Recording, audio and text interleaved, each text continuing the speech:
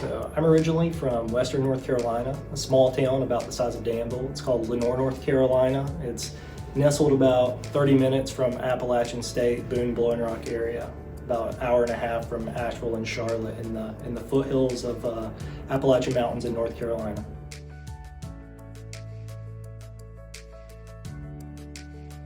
So growing up in North Carolina, was a huge Tar Heel fan. So I went to UNC Chapel Hill for my undergraduate education, where I majored in biology with a chemistry minor.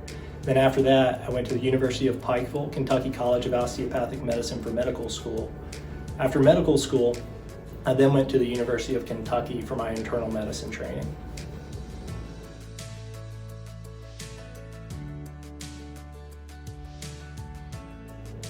Interesting question. So before I wanted to be a doctor, I actually wanted to be an architect.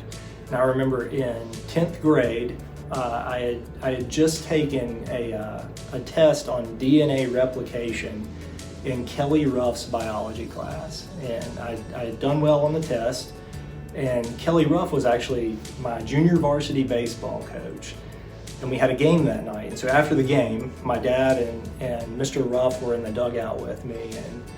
And he says, you're good at science, Justin, which was news to me. I had never been good at science until 10th grade and had never really been interested in it. And I said, well, yeah, I guess, this was really fun. I'm really enjoying it. And he says, well, you should major in biology when you go to college. So I asked him, I said, well, what could you do with a biology degree? And my dad said, well, you could go to medical school. And I was like, wow, I could be a doctor? And he's like, yeah. I was like, well, that's pretty cool. That's what I should do. So from the age of 15, I began to be very interested in science, and specifically the application of science and how I could help other people.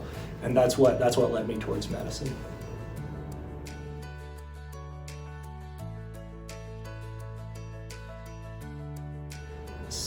Yeah, I absolutely love internal medicine. Internal medicine is the biggest combination of all things you learn in medical school. All of the really simple things, the complicated things, all the really, really interesting things you actually get to use in internal medicine. You have to know the entire body. It forces you to know a lot about a lot. And there's a lot of complicated disease management. I'm rarely managing, someone's kidney problems just by themselves. We might manage kidney problems in somebody who has heart failure and high blood pressure and diabetes.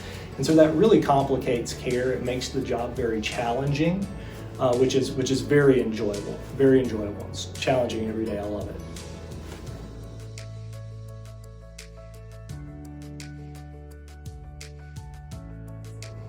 Oh man, when patients come to our office, first of all, you're going to meet awesome staff at the front desk. We've got the best crew of people working at the front desk.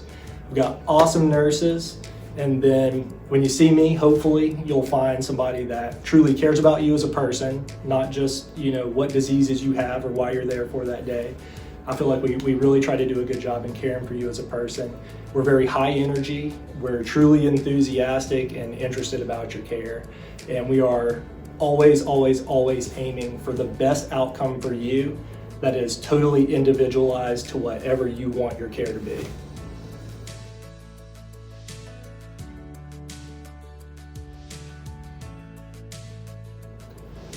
The most rewarding part of my job is taking care of my friends and neighbors every single day.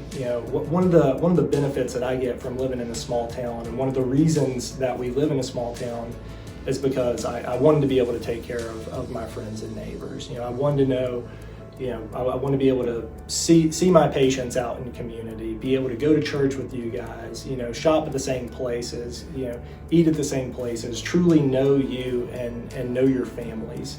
So in that regard, I truly feel like I get to take care of my patients as people. I know where we come from, I know where we live, and that's just icing on the cake. I absolutely love where we live and getting to take care of my friends and family. That's the most rewarding part of my job.